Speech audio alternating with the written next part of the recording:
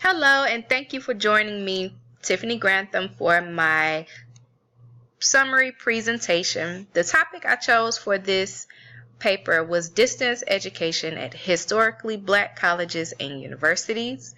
From this point on, I'll be referring to it as HBCUs because it's a lot easier.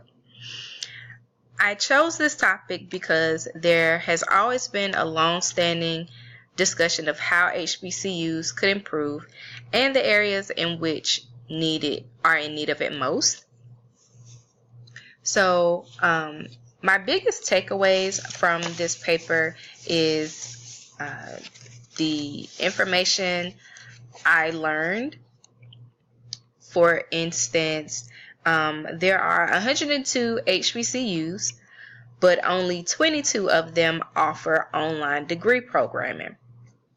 And usually when you do a search, it highlights the top 10 or top 12 universities, and sometimes it'll say top 20, but never the full list of 22.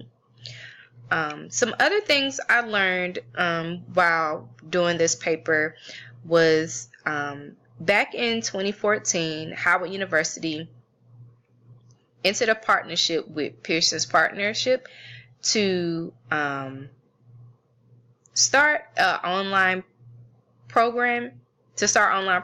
However, both of them went into the situation with different expectations. Howard University went into it as treating it as a startup, while Pearson's Partnership went into it with upscale expectations, as it, like they were upscaling the program.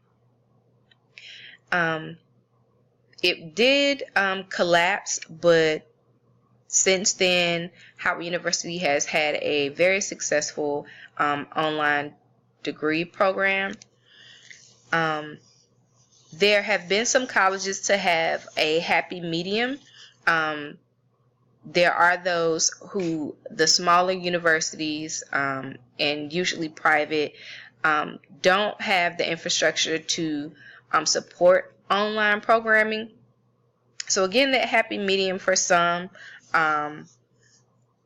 was to create something else for students. Wiley College, Oakwood University, and Florida Memorial created Center for Excellence in Distance Learning, where there are over 40 programs where they have the open educational resources. So, and the reason they were able to get that was because the students pushed back. They wanted more and thought they deserved more, so there was a happy medium for them.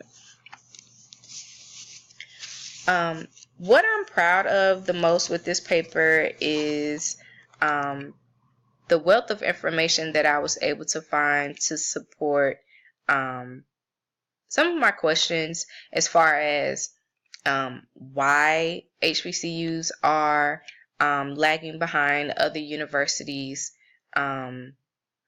To be more specific, why they're lagging behind other HBCUs and other universities in general.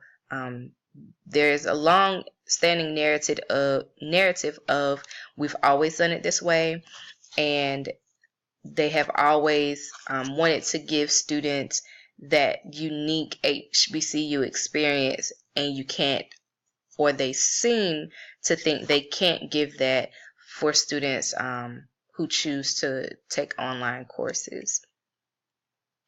I wouldn't change anything with this paper or with the process. I did enjoy doing the research and just learning different things.